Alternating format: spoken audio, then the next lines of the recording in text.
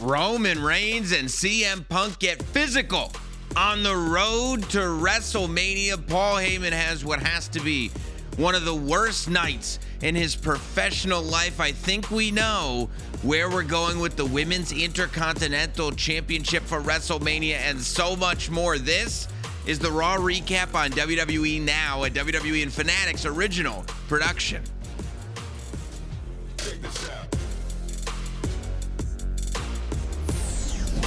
Oh, you know it's WrestleMania season, not just because that sign is above our head, Megan. Look at that sign. But because we meet on another Monday night, trying to figure out where to begin with so much going on in the world of the WWE on this road to WrestleMania. But like we do so often, I vote that we start where we ended.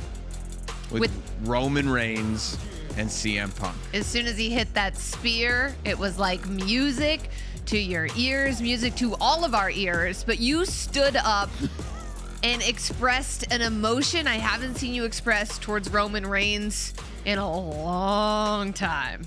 I felt it immediately. You know, I mean, You sprung out of your chair. I cannot tell you how I felt when Jay started yelling, because Jay is Crash Out Jay is the hero of all of this, the hero that I didn't know that we needed. When Crash Out Jay is yelling to Roman Reigns, because Jimmy has been, he's been trying to play both sides of the fence, quite frankly. He's really been the voice of reason for Jay. The voice of reason for everybody, but it's like, bro, listen, I'm going to tell you how the Roberts do business, okay? When you start talking about other Roberts members, and then you start telling me how to handle people that talk about other Roberts members, it's not going to work out. When you have LA Knight going, hey, you know, I don't know, Jay, you shouldn't be talking like Roman. Hey, first of all, don't tell me how to act ever. And second of all, get my cousin's name out your mouth. I'm Crash Out Jey Uso right now, okay? This is where I'm feeling. And Jimmy has been trying to somehow maintain these friendships and relationships that they have. All the while, the family is being threatened. Because here's what happened, and here is why you're right. I didn't know if you noticed that or not. But you're right. I had an out-of-body experience. We were sitting in the other room. The second the spear connected, I was like, oh, you became a different person. Because we're back. And we've needed to be back for so long. Because here's what happened. Somewhere along the way, and I don't know if it was towards the end of Roman Reigns' title run or if it was right after Roman Reigns' title run. I don't know if it was when a new bloodline came out and now we're fighting over Ulafalas. I don't know if it's when Roman started defending the title less and people started to say, oh, maybe it's time for somebody new. How long can you keep the title on Roman Reigns? I don't know exactly when it happened, but at some point they forgot. At some point, everyone forgot. And you know what happened? This is true. This happens with fans. This has happened with everybody. They took Roman and what he did with the bloodline for granted. Mm-hmm. What we got with the bloodline is the type of storytelling that is, I mean, forget about once in a generation, once in multiple generations. It was one of the most special periods of time that I've ever been a wrestling fan to watch this story play out. It was. And this ain't shilling. You could go back years and listen to the way I talked about it when it was really happening. I'm obsessed, and you know this. Yeah, the backstage bloodline segments, they were everything. God. Listen. And it went on for over 2 years. It went on for 4 years, okay? And it should have gone on even longer because instead of coming off the bloodline and going, there's Roman Reigns, anytime he blesses us with his presence, we remember what that guy did. We remember the story that guy and that guy's family told. And anytime the Usos are on the screen, we remember what they did and the story that they told and what they did for the tag team division and the fact that they brought the WWE Tag Team Championship to the main event of WrestleMania. And anytime Solo Sikoa is on screen, we remember what he did. And we remember how he became the threat. We remember how he beat John Cena with multiple Samoan spikes. When Sami Zayn is on our screen. With Sami Zayn, absolutely. With Sami Zayn. Immediately brought back to Montreal. Go to Montreal. Go to the Bloodline trial. Go to Royal Rumble. Go to everything before that when everybody just thought it was fun and a joke, but it just elevated and elevated and elevated. Go back to all of it because everything counts, okay? And I feel like people have these short-term memories, and I'm turning on SmackDown, and Tama Tonga is going, oh, Solo, you're starting to sound like Roman. I wish people sounded like Roman Reigns. If that's, anybody ever came to me and said, Sam, you're starting to sound like Roman. Good. I go, will you marry me? That's the greatest compliment I've ever heard in my entire life. The tribal chief? Yeah, that's exactly who everybody should pray to God that they sound like, okay? Especially in wrestling. And they're in the ring, and there have been all these words going back and forth, and CM Punk, and this is what he does, pushing buttons every week, and pushing buttons every week, and pushing buttons every week, and there's nobody. But listen, before I was a Bloodline fan, I was a CM Punk fan, okay? I was there in 2011. I was there before 2011. CM Punk was very amused and has been amused by the fact that Jey Uso is crashing out. Of course he is. And Jey Uso has steam coming out of his ears. He's pacing back and forth, and CM Punk is eating it up. And Jimmy's trying to calm him down. And it's all going, it's just an emotional outpouring. And now Roman Reigns shows up and Roman Reigns tells him to go. But it was when Roman told him to go and then Jey went after Punk anyway. And then Roman had to take down Punk and it was disorganized. Right? And it was when Jey looked at Roman and said, you know what to do. Smash them all. Smash them all. That's what they said. This moment right here. You know what to do. Jimmy is trying to get him to stop because Jimmy has had this built in from the beginning of the bloodline. Jimmy doesn't like this tension. Jimmy doesn't like this fighting. Jimmy's a get-along guy. You know what I mean? I'm going to go in the ring. I'm going to do my business. I'm going to be one of the best to ever do it. But I don't need all this conflict in my life. Jey is all emotion. That was what made Jey a world champion. That's what got Jey popular. And that's where Jey is right now. That's what had arenas running it back. 1,000%.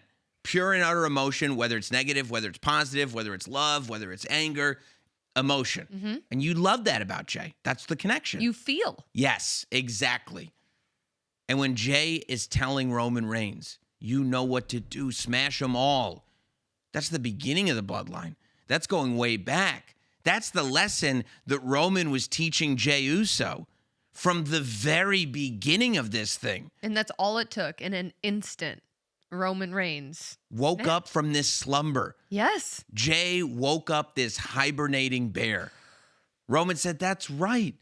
Why is there an argument about who should and shouldn't be champion? Why is there an argument about who should and shouldn't be in the main event and who is bringing who to the main event and who's young boy and who should be respecting who?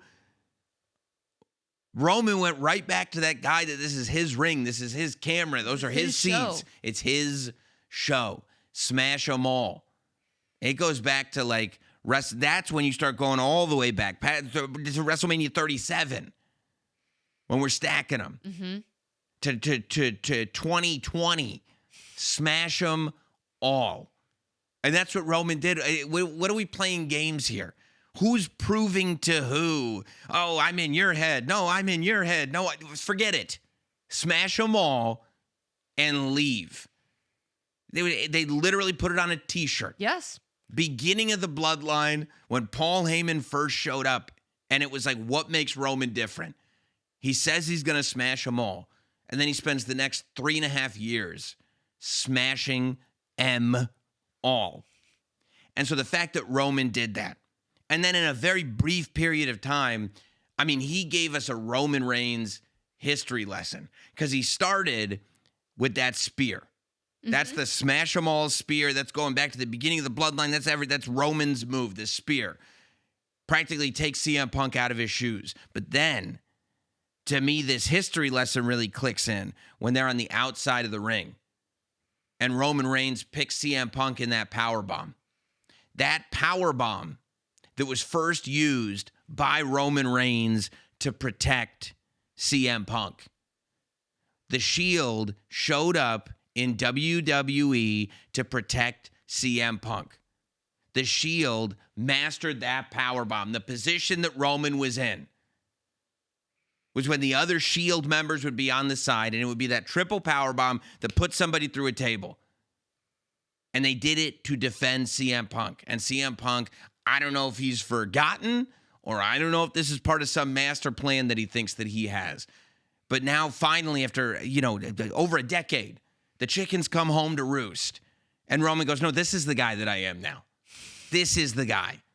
This thing that we did for you, no. Now I do it to you. And he gave CM Punk a single, not a triple, a single Shield powerbomb through that table. And just picked him right up by his shirt to remind him who he is. I absolutely loved this with Roman because we've talked a lot since Roman's been back, how it's always the nuances with Roman, right? Always. His ability to tell a story with his face, the aura, if you will, the cinema when it comes to Roman Reigns. But Cinema. That's it. Cinema. But we haven't seen the smash 'em Roman Reigns in a long time. Because he hasn't had to, right? Because it's Exactly. like, we know. Yes. But then tonight, not only do we get the aura, not only do we have the cinema, not only do we have all of the feelings that come with Roman Reigns, because he's been back for a little while now. Quickly, the switch turns, the spear hits, and we're back. Yeah. Because all of a sudden it's like we go from like, ooh, well, he hit me this week, so I guess I'm in control. And then he hit me that week, so I guess, and it's like, no. I'm in control because I'm going to leave you in a position where you can't walk out of here. That's what puts me in control. Don't test me. And Punk was laughing about it. I don't know if CM Punk thinks that he's the Joker, if he's got this maniacal death wish where he thinks the further that Roman Reigns goes, the easier it's going to be for CM Punk to beat Roman Reigns. See, I think the opposite. 100. I couldn't agree with you more. Big surprise, Megan. I couldn't agree with you more. I mean, I think the more you mess with Roman, the more you get Roman to go to the place he went to tonight, the more trouble you're in. I mean, we saw it for 4 years. That's what I was about to ask you. You said you hadn't seen Roman Reigns in this state in a long time. When would you say was the last time you saw him in this state? Probably before WrestleMania 40. And what was he doing before WrestleMania 40? Was he losing very often? Never. That's right. Never. He was never losing. Never. And everybody thought they had this and there's so many people. Oh no, I got this plan. Oh, you got a plan? Oh, you got a plan against Roman? Oh, you got a plan? Oh, okay. No. I'm gonna play 3D chess. Oh, you are? Oh, okay. 3D chess. It is crazy because we do forget how significant Roman and the bloodline and generational, you said, once in several generations, something like this will happen. It was so much to the point where I was standing with you on the floor at WrestleMania 40. And as Roman's making his entrance, we look at each other and I go, I don't know if I'm ready. Me, you, and Lars from Rancid all sitting there going, we're not ready. I'm not ready for this to end. I'm not. I'm not ready for this to end. I mean, Cody's got to finish the story, but I'm not ready for this to end. No. And I've been sitting there, and I think that that's what it was. I think that that's why I got out of my chair tonight. I think that that's why I approached the television like I was watching the Super Bowl. You know what I mean? I think that like I had money on. I approached that television like I had money on this game. It's like me and March Madness. Yes. Yes. To all accounts, yes. But like I think it's because I hadn't. When it was almost Pavlovian. Mm-hmm. Jay saying, you know what you have to do. And he called him by his government name, too, which I'm not going to say because it may be disrespectful to the tribal chief. But Jay is family. Jay can call him by his government name, but he called him by his government name. And he said, you know what you have to do? Government name. Smash them. Smash them all. And Jimmy knew, but Jimmy didn't want to go there. Jimmy doesn't want to awaken that giant. Jimmy sees, Jimmy is able to keep those emotions in check. Cooler heads prevail. Cooler-headed Jimmy Uso. Which you always need a cool-headed family member. You need that. Always. But to the point where Jimmy's saying, let's go worry about the tag team championships. And Jay said that he doesn't care about the tag title. I don't care about tag titles right now. Which is crazy because he has to defend them against the Vision and WrestleMania is right around the corner. I mean, it's real good news for the Vision. I guess so. Vision's got to hope that this keeps on going forever. You know what Jimmy said? Oh, I don't know about what Punk said. Like, keep his mind on what's going on over there. Because it looks good, but I mean, that level of honesty. You know what I mean? Like, you don't hear that in wrestling promos. You don't hear that in WWE. They're like, oh, no, you gotta respect this, and there are rules that you play by and everything. And it's like, no, not when it's raw emotion. not when it's pure and utter emotion. So CM Punk comes out at the beginning of this thing, and he's met by Jimmy Uso in gorilla position. And Jimmy says, hey, man, watch what you say. My brother's on the warpath. And the music to CM Punk's ears. It's exactly what he wants to hear. CM Punk took that as an invitation to push buttons. Yeah, fantastic. Oh, good. Great. Good. I had a plan going out there, but now it's a totally different plan. Now, that's fantastic. And Wonderful. I'm glad you guys stuck around for this. In that I case. love getting under Jey Uso's skin. Especially, and it's a little bullying. Punk doesn't care. No, he doesn't. No, he doesn't. They're bigger. They're bigger fish to fry. He says, nobody in this Samoan family can do it by themselves. Roman can't do it by himself. The cousins can't do it by themselves. Nobody can, he said. He said none of the Samoans have approached him, even after Roman said, you all have to do what you all have to do. He said, zero, donut. He said that it wasn't being called old that bothered him last week. It was who was calling him old. Yeah, he's proud of being old. Yeah, that's right. I thought of you because I was like, you're pretty proud to be bald. So in a Wow. way, you and Punk, Some people say it's a glow up. the Bellas did say that to you. Okay, so exactly. Well, you got to So say you're now. proud. You're proud of it. Well, I You're was saying after that. You're proud. I was after that. You're proud. Punk's proud to be old. You're proud to be bald. You'd be proud to be bald too if you had my hairline. If the Bellas told me that I got to Oh, glow yeah. up, I would be Yeah. like, yeah, you know what? Change it all. Yeah, exactly. Take it. I've been told I look brolic now, but it's neither here nor there. That's not what we're talking about. But you're right. I also, like CM Punk, I don't use any of the beard dye. No Just for Men for you. Not for me. CM Punk accused Roman Reigns of using it. I don't think that's true. He had some grays popping out tonight. Well, so. Roman, They look good. They look good. he's zaddies. You know what I mean? It's a stressful time of the year, you know? So, well, not when you're smashing them. Not when you're smashing them all. No stress. But he says it's not being called old. It's who called him old. He's not going to be disrespected by his young boy, he said. And again, throwing that young boy around. It's like, let's pump the brakes on that. Easy. He knows what he's doing, though. And then he starts getting into the cousins, everything. That's what draws Jay out. He says, this guy couldn't beat me. That guy couldn't beat me. Jey Uso couldn't beat me one-on-one. I'm sure it helped that Jimmy had mentioned Jay right before he came out there. Now Jay comes out, and Jay's ready to fight Punk right now. You want to do this right now? We'll do this right now. We'll do this right now. Jimmy says, let's focus on the tag titles. That's when Jay utters the thing about the tag titles. He doesn't care about them right now. Jay's talking about how Punk keeps running his mouth. He's still running his mouth about our family. And he is. You can't let people talk about your family like this. He's still running his mouth about our family. Jay is ready to snap. Yeah, and CM Punk's a fighting champion. So he throws the belt down and he says, all right, let's go. I'm a fighting champion. Your cousin's not even here.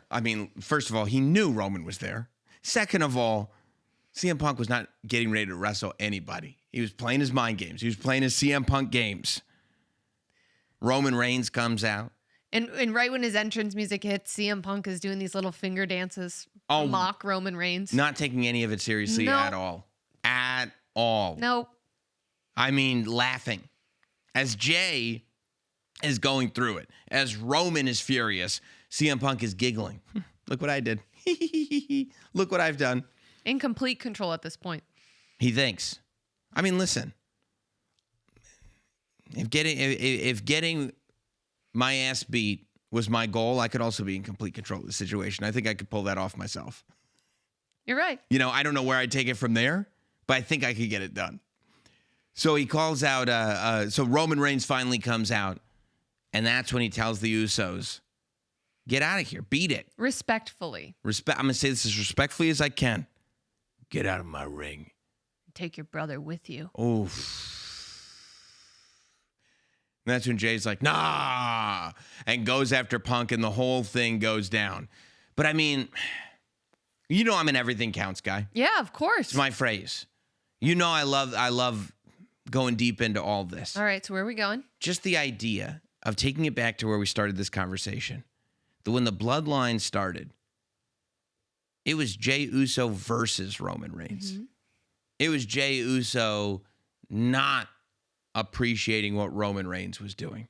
And Roman Reigns through a series of matches where he beat Jay and was not kind in the way that he beat Jay. I think trying to draw the best out of Jay. I think that there were a lot of people, especially going up to that SummerSlam that we have a poster of somewhere in here, where Roman and Jay headlined the thing. There were a lot of people that said this bloodline story was just as much a Jey Uso story as it was a Roman Reigns story. And we talked about that a lot last year when Jey Uso had his World Heavyweight title match. 100%. But the fact that you can go and say at the beginning of the bloodline, it was Jay that was trying to shake Roman out of whatever fog he was in, so Jay thought. It was Roman trying to awaken Jay, and tonight it was Jay awakening Roman. Here we are all these years later, and Jay is going, remember where we started. Cinema. Come on. Cinema. Everything counts. Jay's the one who's now going, Roman, remember where we started. Let's go back.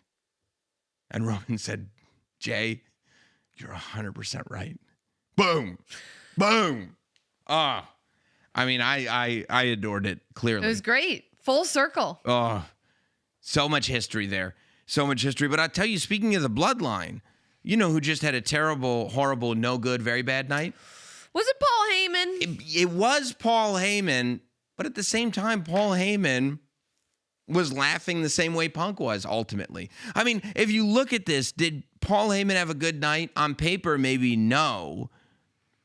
But the results of everything seem to kind of work in his favor. It's interesting how Paul Heyman always has the ability to do that. It really does. It really does. Because if we look at this, right, we start Monday Night Raw tonight with a promo from the Beast, Brock Lesnar. And Paul Heyman looked like $1 million compared to last week. He looked like a different human being. We talk about glow ups wherever he went in the last week. I don't know. I got to go there. That's right. Yeah. And he comes out with his pinstripes. Obviously, we know he's wearing a Yankees tie. He's in Boston. He knows where he is. He knows exactly what he's doing. But I do have to say, I love when Heyman wears the pinstripes, just in general. That's right. It's a good look on him. I mean, that's why the Yankees did it. Mm-hmm. You know, best looking uniform in baseball. But anyways, I mean, he's made a full turnaround. Transformation from last week. I mean, eyes are not puffed up. He's tanned, slicked, rested. Rejuvenated. And Heyman is in there with Brock Lesnar. And he's talking about the Brock Lesnar being the true main event of WrestleMania. And he starts talking about how the only reason that Oba, who he refers to as being very overhyped, the only reason that overhyped Oba Femi was able to do what he did to Brock Lesnar last week was because Brock had to go after like 20 masked men. Mm-hmm. And as well was distracted by Seth Rollins. He also said that Oba is just a part of the WWE hype machine. Yes. Yeah, he mentioned a lot of names. Tons of names. On Monday Night Raw. He went through. These are the names he said on television. Goldberg. Mm-hmm. Braun Strowman. Dean Ambrose. Lashley. AJ Styles. John Cena. He said all those names on television. And all those names have gone down to the Beast, Brock Lesnar. And he's saying Oba's no different. He's just going to get added to that elephant graveyard of absolute legends that were destroyed by Brock Lesnar until that music hits. And man, I mean, we knew the audience was on Oba's side. And we knew that as a fan base, we're very excited for the fact that Oba Femi is finally here. But like, I mean, I don't know that I've ever seen anybody so quickly. I mean, we interviewed him 3 months ago. Yeah, in December. In December. He was still an NXT superstar. And we sat there going, I wonder when he'll get to the main roster. That was only 3 months ago. And now he's going into WrestleMania. And when you look at this, and you look at this Brock Lesnar match and the way it's been built as one of the big WrestleMania matches, it doesn't feel like, oh, this rookie is getting a shot. Not at all. It feels like he's half of the equation of what's making this a huge match. Yeah, and also the reaction to Oba as soon as Brock gets in there and everybody's chanting Oba's name. When Oba's music hits, there's a new little wrinkle. Okay. the drums play, and there's this pregnant pause, and it builds anticipation, and then all of a sudden you see Oba, the lights flash, and then he starts doing the walk. It could What does the walk not look like? be more perfect. What The does it walk, I'm doing the walk. Dun dun. This is good radio. Dun dun. Oh, it's so good. I mean, it really Everybody is. in Boston was doing it. It's a whole Children, thing. all ages. Adults. Yes. Yeah. Everybody's doing the Oba walk. Isn't it amazing that he does? I mean, this is a ridiculous walk for anybody besides Obafemi. Mm-hmm. And he makes adults feel comfortable doing it. Of course. Like as a grown man, I would 100%. If I had been in the TD Bank Center tonight, I would have been doing the Oba walk. When the music hits, you have to. You have to. I mean, we'll probably be in Madison Square Garden next week. If he's there, I'll be doing the Oba walk. I'll be doing it. You have to. There's no question. You have to. It's contagious. You Yes. feel invincible, and Oba. And maybe the reason you feel invincible is because you're looking at the person who's doing this thing, and it's Obafemi, who now, I mean, walks to the ring after being challenged to basically say, okay, no Seth Rollins, no masked men. If you're so great, do it again. I feel like if I got Brock Lesnar up for a powerbomb and slammed him down, I'd probably retire. You know what I mean? I go, no. You saw what he did to all those masked men. Right. I don't know if all of them are still with us. I don't think they are. Most of them not. Yeah, I'd be done. I'd be done. But they go face to face again. No distractions. Brock Lesnar picks up Obafemi in that F5, and you could see, man, Brock's legs getting shaky. Brock struggling to get him up. Oba escaping it. And Oba clotheslining Brock Lesnar over the top rope, eliminating every excuse that Paul Heyman had just created. I mean, 3 minutes before Oba was in there. It was insane again. You talked about aura before. The aura, the vibes radiating off of that ring when these two are in it. Unbelievable. Yes, and for me, it was the moment that happened right after Oba threw Brock out of the ring. Which was what? And it was the look that Brock Lesnar was giving Obafemi. Like what? Yeah. There it is. There's the look. Yes. Yeah, like what is this? It's almost like this moment of realization for Brock. And this is a Brock Lesnar. We're looking at this look right now on the YouTube if you're watching along with us. And it's this look of Brock Lesnar. He's been wrestling since 2002. Mm-hmm. That's a look of like, what is this? Brock Lesnar debuted in the WWE in 2002. He was already an NCAA champion, so he had seen everything the NCAA has to offer. He went in and he had his run in 2002. He leaves WWE. He becomes UFC heavyweight champion.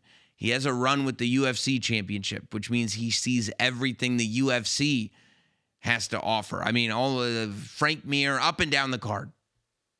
Comes back into WWE in, I think, around 2012-ish, maybe. And sees everybody the WWE has to offer then. You know, sees the John Cena's and the Triple H's and the Undertakers and everybody that Paul Heyman mentioned tonight and more. And still now, in mid-2026, is looking up at the ring, going, what is that? And I don't think Brock's seen anything like that ever. Yes. And Brock has, seen more than anybody. What is that? Brock's the guy. Brock's the guy you look at going like, that's not a person. Yeah, and tonight when he was thrown over the top rope by Obafemi, you're thinking back to all those names that Paul Heyman listed off, and Brock's realizing, I don't know if Oba's one of those guys. I haven't seen anything like this before. So nuts. Oba's different. So nuts. Before we get to the rest of Paul Heyman's night, I do want to tell you that we got some new T-shirts available. Oh, and I want you to see go. these T-shirts. First of all, Roman Reigns has a whole new line of shirts it's so out. perfect. The OTC is back. The newest Roman Reigns apparel has officially dropped on WWE Shop and Fanatics, featuring fresh designs fit for the head of the table. You can rep our tribal chief with bold, championship-worthy gear built for true fans. Look, it's WrestleMania season. you want to roll into WrestleMania or WrestleMania parties or wherever you're going to watch this show, roll in with this new Roman gear so people know you're ready for the crowning of the tribal chief. I mean, speaking of WrestleMania, while you get ready for WrestleMania 42, you could do it with the latest apparel and merchandise that's also available now on WWE Shop and Fanatics. From event-ready tees to must-have collectibles, all of it brings the energy of the grandest stage wherever you go. Jackets, jerseys, hats, whatever you need. It's all available now on WWE Shop and Fanatics. And I feel like as we go down the road of what a terrible night, or complicated night, I should say. Layered night Paul Heyman had, we should bring in our guest tonight, whenever you're watching this, to Raw Recap. Our beloved Big E is here to help us analyze everything that went on tonight on Monday Night Raw. E, how are you? I am swell. How are you? Oh, we're great. I mean, we've been sitting here. We've been talking about Roman Reigns. Mm-hmm. We've been talking about Smash 'Em All. Yep. We've been talking about Jay bringing back those Bloodline vibes. And E, if anybody, you know how much I love these Bloodline vibes. That I do. I do know that about you. But, in many ways, I wonder, is Jay past that as someone who has now been a world champion? No. Is this a regression at all? No. And this is why sometimes you got to come back and smash them all. There is no regression. The bloodline is peak. There is no regression. I can't imagine that say, is it a regression to go back to the bloodline, maybe the greatest thing that's ever happened? No, there is no regression. This is when one family dominated the sport. The entire sport was run by one family, okay?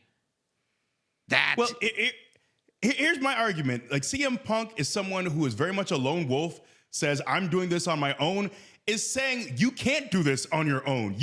Your family there's always someone trailing. There's always a group to worry about.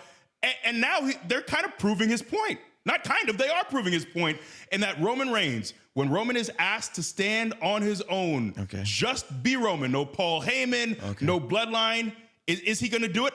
Roman obviously can, but the reliance on the twins, on the cousins, on the family members, that is, I want to see Roman Reigns and CM Punk. I want to see that man versus that other man. I don't want to see any other.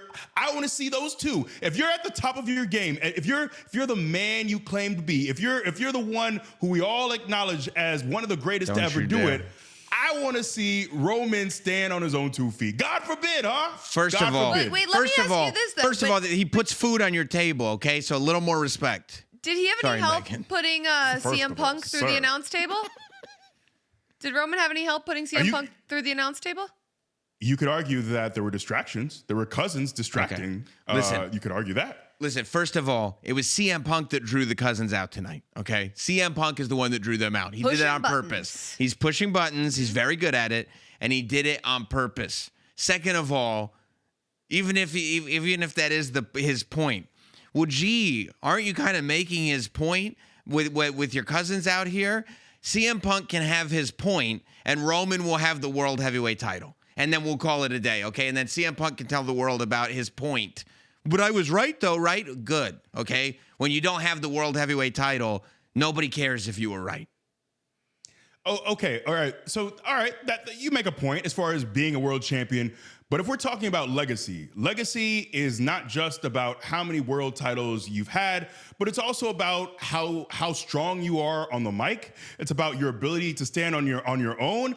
I think if Roman can't do this without the cousins, without the bloodline, I'm not saying his legacy takes a hit. I'm saying maybe we start to question it, because a lot of CM Punk, okay, you could argue a lot of the Summer of Punk.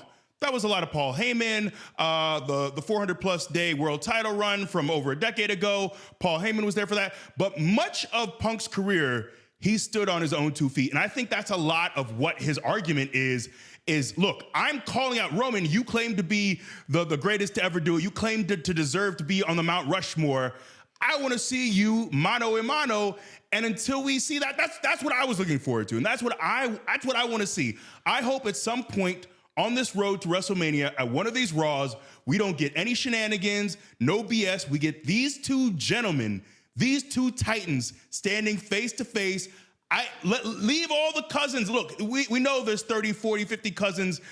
Leave them all in the back. That's what I would like to see as a fan. Well, let me tell you, what if Roman Reigns had the title, but his cousins had pancakes at ringside? Then would that be okay? Oh. Sam, you came out swinging today. I know, I'm sorry. Really? I took it personally. I feel like I took it a lot of personally. this, I took it personally. We are several time zones away from each other, and I feel like if the proximity was different, I feel like the tenor of this conversation would also be different. You know what? I feel like I'm going to have to be your Jimmy Uso. I did tell Megan before you got on that if at one point my goal was to have my ass beat, then I would be able to accomplish that goal, and I think I've proven that. You did. I think I have. Yes. I think I have proven that. I think I have proven that. Well, we're talking about. No, I didn't mean it. I didn't mean it. And I didn't mean it. I didn't mean it. Well, we're talking about the bloodline, though. We were talking about Paul Heyman. And Paul Heyman not having the greatest night in the world. Just a moment ago, we were talking about Oba Femi and Brock Lesnar. First of all, before we move on from Oba, I mean, I gotta hear how you're feeling about the idea of not only just the idea of this match, of seeing Oba and Brock at WrestleMania, but what Oba has done the last 2 weeks on Monday Night Raw. I mean, Biggie, you're a known Oba feminist. You have to be. Huge. You got to be Massive. bugging right now. Massive Oba feminist. I almost soiled my couch last week when I saw the ease in which this man, Oba Femi, powerbombed Brock Lesnar, and then to see what he just did on Raw again, I am telling you, this WrestleMania, this match is for me. It is for me. And I will say, man, not just the ease in which Oba handles Brock. You see those two face to face, looking at the tail of the tape, and see Oba's a little bit taller, a little bit heavier, just the way he moves. But one of the things that really stuck out for me is the reception. The fan reception has really kind of blown me away. I thought, for me, a win for Oba as far as having the people in the palm of his hands would be a 50-50 split reaction. I thought, if you asked me 2 months prior, if it was half Oba and half Brock, I'm like, man, that's amazing for Oba. It might be 90-10 or more for Oba. The way that fans have taken to him, I love the crowd shots of the little kids, of the other fans doing the Oba bounce to the ring. I love it. And in a very short amount of time, this man has gotten very over with this crowd. I love what Oba brings to the table. And more than anything, I spend a lot of time when Oba comes to the ring and he's about to face Brock. It's not just, I'm looking at his eyes. I'm looking at a lot of things, but I'm looking at his eyes. I'm seeing if there is even an iota of doubt, of fear, of this moment is too big for me. I'm in the ring with one of the greatest to ever do it, and I don't see that. And maybe it's something he's dealing with internally that we don't see, but this man has handled this stage with so much aplomb, with so much grace. For me, there are a lot of matches that we're going to be excited about on the build to WrestleMania, on this road to WrestleMania. But for me, it's hard not to put this up there, man. I can't wait to see what these two do. And it's really going to be, it's the biggest test of Oba's career, bar none. Obviously, he's been in the ring with Cody Rhodes, our current world champion, face of the company. But there is no one on this planet quite like Brock Lesnar. And I'm really excited to see if Oba can get it done. Because look, powerbombing Brock, clotheslining him out of the ring, those are all important things. But if he doesn't get it done at WrestleMania, it's kind of all for naught. That's true. It's a great point, though, about his eyes and about the way he looks at Brock and the way he looks just looking at the audience. Oba talked about going back to Saturday Night's Main Event, this being his time and owning this moment. I feel like ever since he came back to NXT and kind of during his second title run as NXT champion, like it was a storyline that there was something different about Oba, but I feel like something actually was different about Oba. Like something clicked in that was different for Oba. Because when you say, no, this is my time, I refuse to accept otherwise, and I'm going to take from anybody who says it's theirs.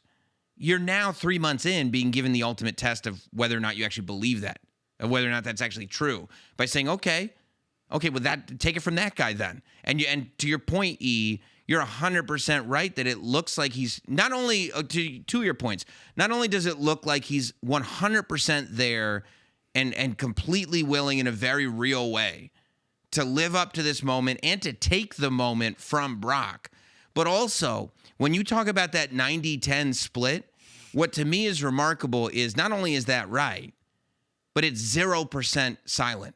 Yes. Meaning it's like, Right. It's not like 90-10 and then 20% of the fans going like, oh, I don't know these guys, but this is kind of fun. It's like 90% of the audience total, if not more, is behind this dude.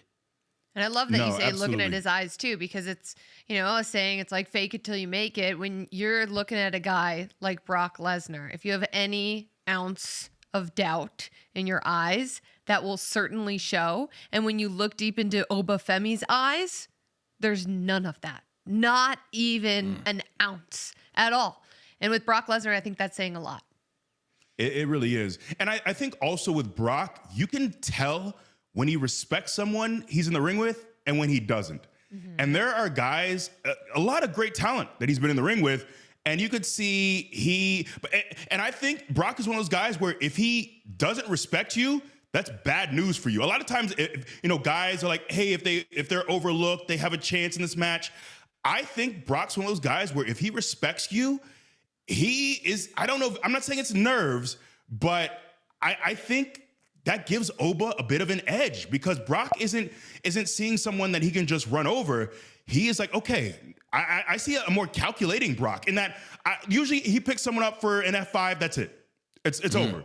You get off the ground, your feet are off the ground, and you are done. Not with Oba. It's a different animal, and I don't think Brock has really been in the ring in quite some time with anyone like Oba. I don't know if we've seen anyone quite like Oba to be his size, to move the way he does. He's got really an arsenal too. He really has, as the kids say, he has a bag. The dude really has a bag of great weapons to pull from in his arsenal. And I think at WrestleMania, he's really going to show out.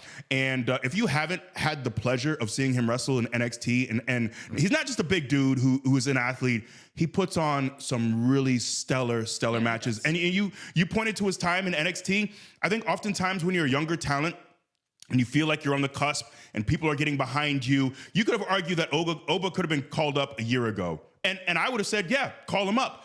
But I think sometimes that extra time to marinate, to work on your craft, to really hone your skills, I don't know if a year ago, if Oba was in this position, I don't know if he's ready for Brock. And in fact, I'd say there's all the athletic ability and everything could be there, but it really is the mental. It is knowing I have all the skills, I have the craft, it's all there, and it's tested over time. I've had title matches after title matches after title matches. So I think for a lot of young talent, I understand the desire to get up, to go on the road, to be on the main roster. But I think that extra bit of seasoning for Oba being NXT champion, being North American champion, I think it really helped him get to this point where he's so poised when he's in the ring with Brock. Yeah, and I think that extra marination in NXT is something that you also saw with Braun Breaker, and I think it's something you also saw with Trick Williams. Trick for sure. That I feel like is effective. And to your point about not seeing somebody like this before, to me, and I said this to you last week, Megan, I think the last time we saw anybody even remotely like Obafemi was in 2002, and that guy was Brock Lesnar.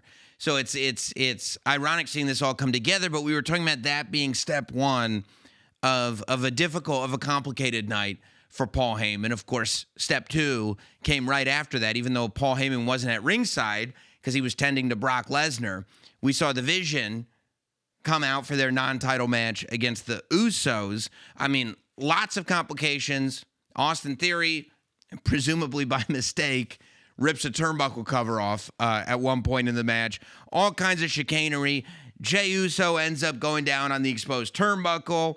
Logan Paul ends up getting the brass knuckles on. LA Knight ends up coming to ringside, taking the brass knuckles from Logan Paul, throwing them to Jey Uso, and Jey Uso in full crash out Jey mode does not care, cannot be bothered to do it with any kind of secrecy, just right in front of the referee's face, says, okay, puts on the brass knuckles, and boom, uses them. The Usos lose. The Usos lose by disqualification. But Paul Heyman has a couple of clients that end up getting knocked out with a pair of brass knuckles. It's a tough time for Paul. It really is. Like to have the vision falling apart with injuries, and now with the results of what happened on Raw, with what's going on with Brock as well. And he had to know. Look, you can talk about a lot of things. Don't bring up Rue. Don't bring up their lovely child. That's you crossed the line that you can't touch that line at all.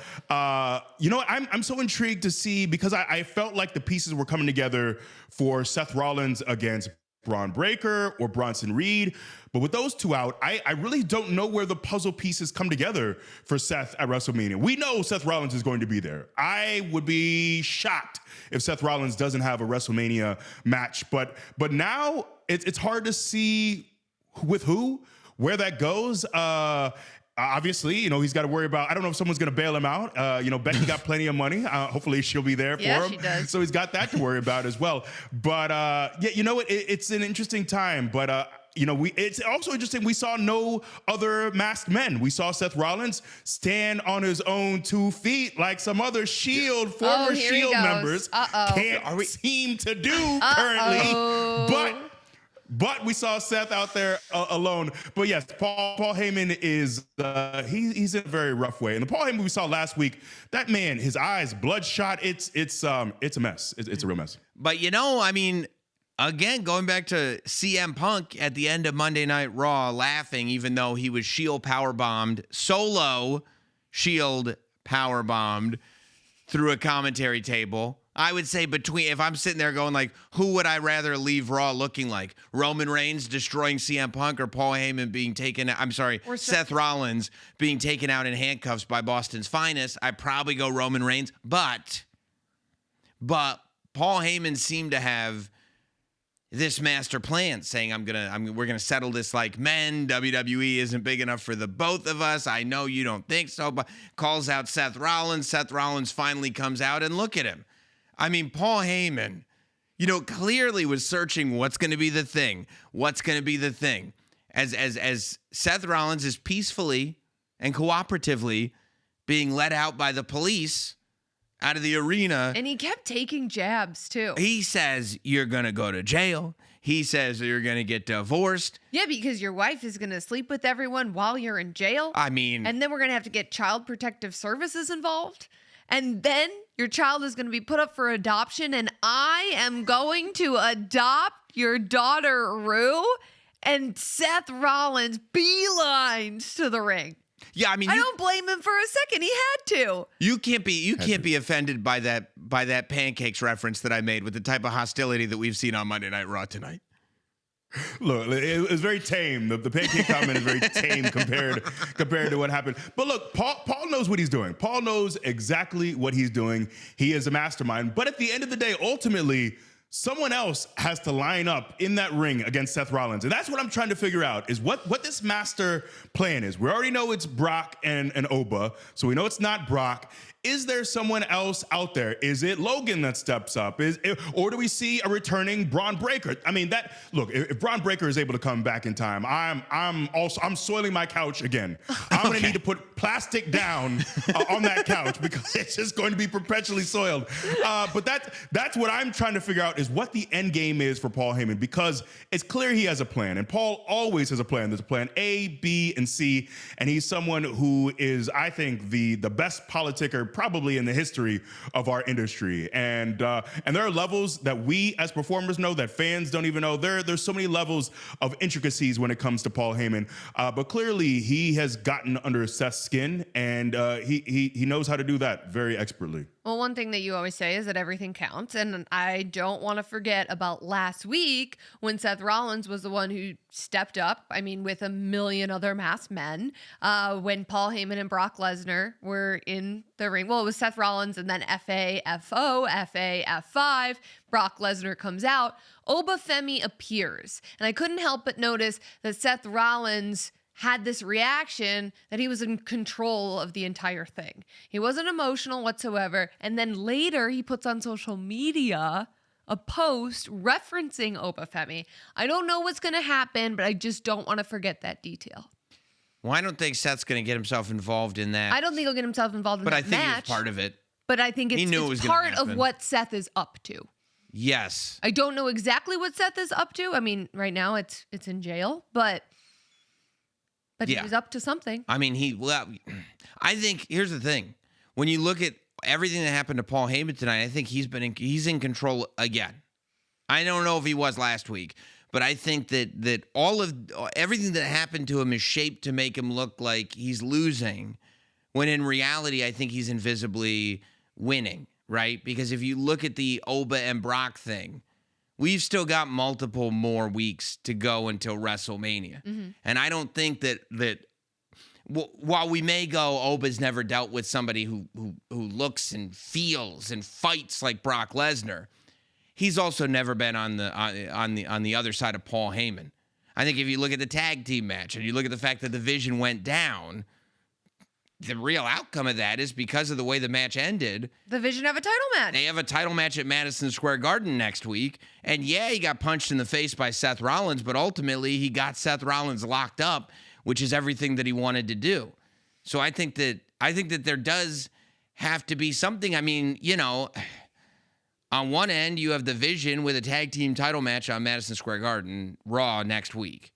On the other end, you had Jey Uso, who in the last segment of the show said he doesn't care about the tag titles right now. So Paul Heyman has everyone right where he wants them. Should the Vision get the tag team championship at Madison Square Garden Raw next week, then they have leverage. And what does that say for what they're doing at WrestleMania now? What's the tag team that goes to WrestleMania? I don't know. No, that's a great question. But one of the things I was thinking about is, so I think Paul does his best work with opponents that he has history with. There's so much he knows about Seth Rollins. There is so much history with Punk. But one of the things I find intriguing is we don't really know a ton about Oba's backstory. There aren't past entanglements. He's coming in fresh. So I don't know if that same mind game playing is something that's really going to work against Oba Femi. There's no history from 15, 20 years ago. There's no friendships that have lasted a lifetime for Paul Heyman to pull these strings at. So I think a lot of Paul's puppetry, a lot of his game playing is going to work with a lot of the roster. I think it can work with Seth Rollins. It clearly worked with Seth Rollins. It can work with the Usos. It can work with so many members of the roster.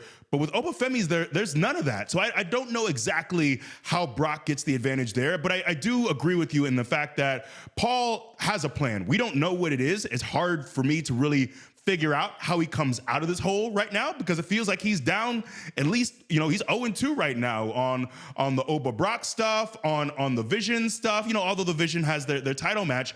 But it's been a bit of a rough road for Paul, but he has a few more weeks to have this plan unravel. So I'm intrigued to see how that all goes. Well, I've got to tell you, we actually have some huge news. This is for the WWE Universe. Your favorite WWE podcasts are recording live at Fanatics Fest NYC this July 16th through the 19th at the Javits Center. That's right. You can catch live episodes of 6 Feet Under with The Undertaker. What do you want to talk about with Cody Rhodes? Impulsive with Logan Paul, and of course, WWE Now with Megan and myself. And that's not all. WWE Superstars will be in the building all weekend, signing autographs, taking photos, making surprise appearances. Tickets are now on sale at fanaticsfest.com. So grab yours today, and we will see you there. Now, that's July 16th through the 19th. You got to be there for it. Even sooner than that is April 16th through the 20th. That's less than a month away now, and that's WWE World. WWE World returning to Las Vegas this April 16th through the 20th. and it's the can't miss destination during WrestleMania week. Of course, WWE World brings the WWE Universe closer than ever to the superstars, legends, and iconic moments that define the WWE, with immersive exhibits, exclusive merchandise, and experiences that you won't find anywhere else. You can see superstars like Drew McIntyre, Liv Morgan, Jey Uso, Dominic Mysterio, Tiffany Stratton, and many, many more, and even more appearances that are still to come. Tickets are now on sale at WWEworld.com, and you can save 10% with promo code WWENOW10. I highly suggest that you take advantage of it. Now, you were just talking about opponents that have real history. We were talking about members of Seth Rollins' family, and this fits both those things. The graphic is out. I just saw it on Triple H's Instagram. That means it's official. It is official. WWE Women's Intercontinental Championship on the line. Becky Lynch challenges AJ Lee at WrestleMania 42. Becky Lynch gets her rematch. And listen, I will tell you the one thing that I found compelling. Just one. The only one singular thing that I found compelling about what Becky said on Monday Night Raw tonight. Most of the other stuff was gibberish. But she did say that WrestleMania is her show. And as somebody that likes to know, my little facts and figures, historically, she is not lying. WrestleMania is a show where Becky has made history multiple times for multiple reasons. And it is also the show that was kind of AJ Lee's last hurrah in the WWE. There was the one more Raw match after it, 10 plus years ago, and then that was it for AJ Lee. So I wonder if AJ Lee is fully aware of how bright those lights get at WrestleMania in a Becky Lynch match. I have to tell you, I was sitting back in my chair watching Becky with this promo, and I could not wait to get on the mic with both of you, because both of you haters, you two haters have had so much to say about Becky, and it's going to be hard to say anything negative about her today, but I just have to call you out, because Becky did take a break, a 10-month break, and it was because you guys didn't appreciate her. I saw it. People like you, Sam Roberts, were calling her Becky Hogan. Oh, Becky Hogan. We interviewed her, and you even brought it up. Becky Hogan. You did. I brought it up because it was worthwhile to bring up. That doesn't mean her. I was saying it. I brought it up because it was an appropriate question. I do a great job. You talked about earlier in the show, Roman reminding people of what he's capable of. I thought tonight on the mic, Becky Lynch, all the doubters, all the haters, she reminded them all exactly why she is the man. And I could not be more excited for this match. You're not wrong. I just wish you would make it more palatable. Do you align with Megan Morant and her take behind this promo? To a degree. Look, first of all, I am someone who has never taken anything away from Becky, her place in history, her ability on the microphone, her ability in the ring. I am someone who just tries to have a balanced look at some of the things that come out of her mouth, and sometimes they're a little ridiculous. Sometimes they are not moored in fact. Agree to disagree. They are not rooted in truth. But I think Becky did have a great night. I will say one of the things I think your point, Sam, about AJ, her swan song essentially was WrestleMania a decade ago. And I saw a point, speaking of eyes again, I saw an AJ who I think was gotten to a little bit. I think someone who thought about the stage, who thought about this moment. And I agree, Megan. Like, I think that a Becky Lynch WrestleMania match, there is a certain, and WrestleMania obviously has a certain grandeur of its own, but it's elevated with Becky. It feels like more of a spectacle. It has more pressure on it. She has had some classics at WrestleMania. She's had some incredible matches at WrestleMania. And I think for AJ, I still wonder how much, okay, you're coming in as champion, but do you worry about, look, also the landscape of the women's division is so different in that when she was having WrestleMania matches a decade ago, they weren't necessarily, the women weren't getting the grand stage. They weren't getting the opportunities to be out there for 20, 30 minutes, to have these grand entrances, to really allow people to sink their teeth into it. There wasn't an Intercontinental title. No. The title didn't exist. No. It wasn't a thing. And now the bar is so high for women's wrestling. That's what I wonder with AJ is, I wonder if she believes within herself, yeah, I got it. Not only, like, I was putting on great matches in my heyday, but now that the women's division has accelerated so much, can I live up to the bar of those incredible Becky Lynch matches?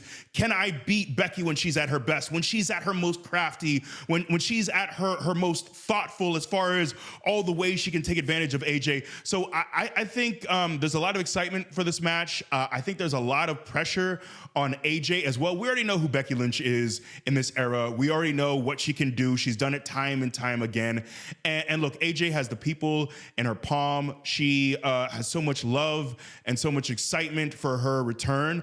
But this is a big deal. This if you don't live up to that standard, win, lose, or draw, it's like people are expecting this match to be as good as so many of the great women's matches we've seen over the last several years. So I saw, and I'm not saying it's doubt, but I saw a little bit within AJ of, am I as good as I think I am? Am I worthy of this stage? So I'm really intrigued to see if she can really deliver at WrestleMania, like I know she can. To me, she seemed a little bit apprehensive. And, you know, I love to have fun. And as we all know, I'm a Becky Lynch apologist. I love everything that she's been doing. But I do think tonight things got more serious with Becky Lynch. And it is the time of year. It is WrestleMania. We know how significant WrestleMania is to everybody on the roster, but especially to Becky Lynch and the history that she's made there. Now she has an opportunity to make more history with the Intercontinental title, a title that really she's done so much for. I think it's inarguable that she's been the greatest women's Intercontinental champion, and now she can defend it. I mean, not defend it. She's going to try and get that title back off of AJ Lee. I know what you wanted to say. You're really trying to be professional. You wanted to say she's going to win it. Well, I think I have actually convinced myself that Becky never lost the title because I just defend her so much. So every now and then I do have a slip up. But in all seriousness, I do think something changed within Becky tonight. And while the vlogs are fun and her tweeting in all caps has been hilarious, Not really. I think tonight things got serious.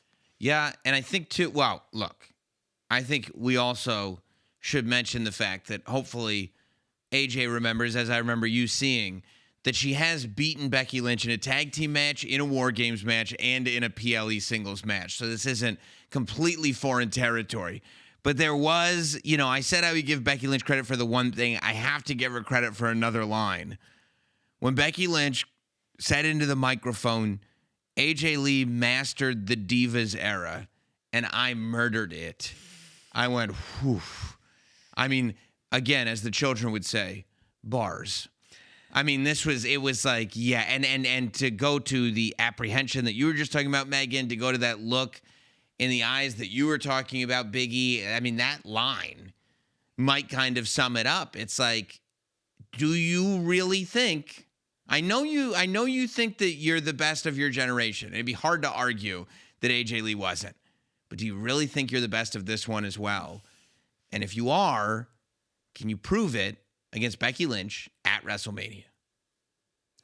It's a great point. Although it's a great bar, but sometimes when you peel back the truth behind the bar can fall apart a little bit.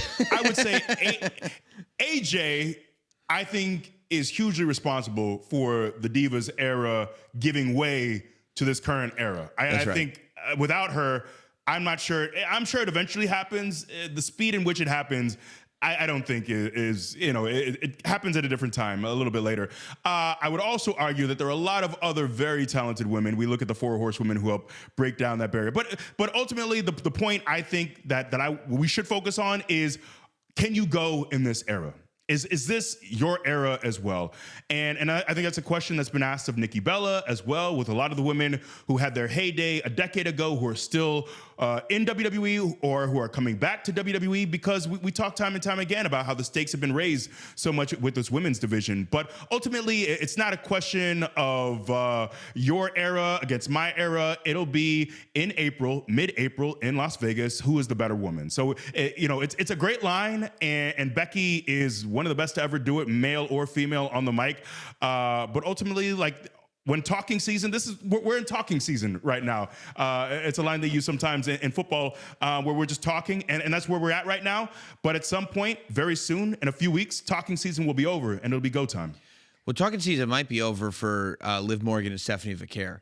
Definitely. Because, that got personal. I can't believe how quickly that got personal. I can't believe how quickly I became fully invested in that story. Yeah, it was all that sit-down interview where Yeah. Liv Morgan cried. Yeah, between the two of them. And now you're getting to the point where it's like, we had a segment on Monday Night Raw that Stephanie Vaquer wasn't even involved with. This was Liv Morgan coming to the ring with Dominic Mysterio, which she had the great privilege of getting to do tonight. And Stephanie Vaquer not only interrupting it, but that brawl breaking out. And it was quick, but it was impactful. That brawl breaking out that ends up with the two of them in the entryway fighting, getting thrown into the big screen, in gorilla position, brawling in gorilla position. Just, a major, major spectacle. But I think it all goes to how big that women's world championship match has become and how quickly that's happened. Yeah, I spent some time over the weekend actually going back and watching the WWE documentary that was done on Liv Morgan. And it followed, her journey when she was with the Riot Squad and then kind of going off on her own and, being just moments away from walking out of the curtain at Gorilla and finding out that her match was no longer happening. And Liv really had to scratch and claw to get to this point. And I think it did a really nice job of illustrating, all of that history. And it's like you see Liv Morgan right now on our TV screen, and it's almost hard to believe that she was in that situation before, because she has come so far. But her journey always had those sink or swim moments, right? Where that's one of the things about coming in with WWE. Yes, she had access to the best trainers. Yes, she had access to the best facilities. But also, if you sink, you're not getting out. Yeah, that's right. Not at all. I think a lot of people have made the mistake of kind of getting lost in the veneer of Liv Morgan, of the Dominic Mysterio, of the cackle, red carpets, all those things.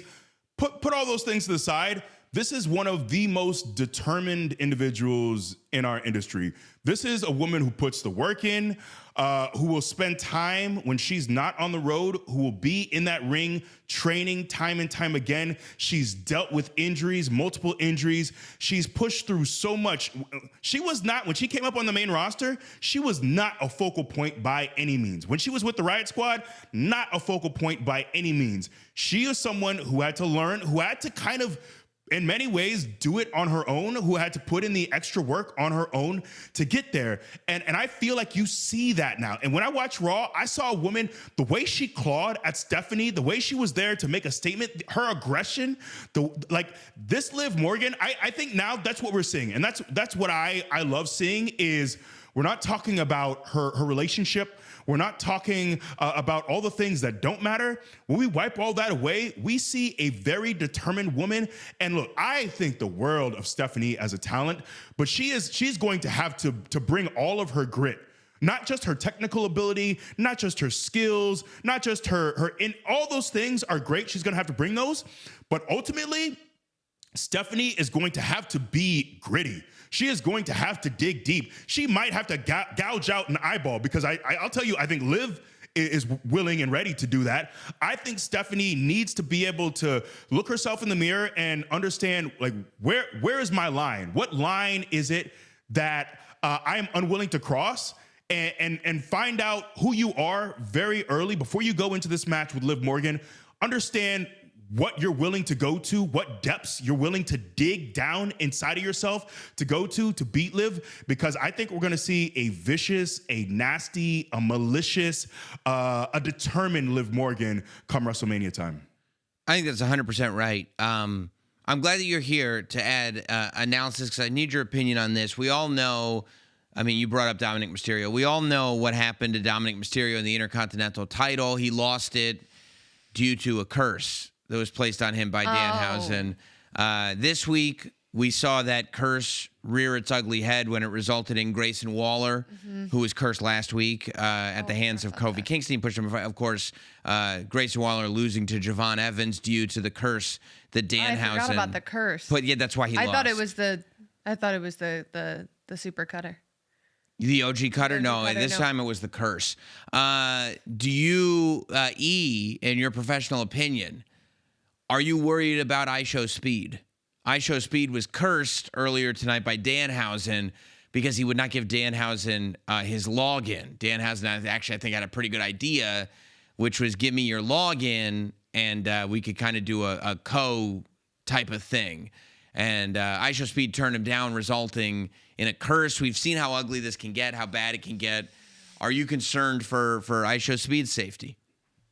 Yes, gravely. The curse is real. I mean, you can laugh, you can giggle, you can tee-hee, all those things. We've seen the results, and you ran down many of them. I think Speed, if he shows up next week, I think he should be surrounded by security. Yep. I think he should have a bubble boy kind of suit. Smart. I would have a lot of protective devices around me. Just in case. But yeah, I would be worried about Speed, as you should. Danhausen, people had certain things. There was certain discussions online when he debuted, and I feel like those very quickly changed when we saw him on Raw. We saw the way he's been utilized on TV lately. I think Danhausen is someone I would not mess with, whether it's Raw or SmackDown. The curse is real. I don't mess around with curses or spirits or ghouls. I take all that serious. Right. Hoodoo, voodoo, all the above. I take them very seriously. So if I'm Speed, I'm probably getting a vial of holy water around my neck, and maybe some garlic and a steak just in case. I don't know if Danhausen is an actual vampire, but it couldn't hurt. Just be prepared. You forgot Original Americano also was cursed. Yeah. Grande Original. But don't forget there was Ryo and Bravo. They were hanging out back there too. That would be part of the curse, I would imagine. Yeah, he was cursed and he lost. So yeah, that's the evidence is clear. So you're saying, like, if you were Candice LeRae, you wouldn't even try to get the $20 back that he took from her at SmackDown. Remember, he was offering to help Johnny. He asked for $20 and he disappeared. That $20 is gone? It's gone. Don't worry about it. Don't harass him about it. Yeah. It's a gift. Early birthday gift, I'd say. That's it. Yeah. That's it. That's pretty smart. Well, Mickey, we truly value your professional opinion here. So we appreciate you being a part of WWE Now Raw Recap once again. I cannot wait until next week. It's a Madison Square Garden Raw on the road to WrestleMania. It can't get any bigger. We will be here to recap all of it. Make sure you're subscribed. Make sure you're hitting like, leaving comments. And we'll see you next week here on WWE Now Raw Recap.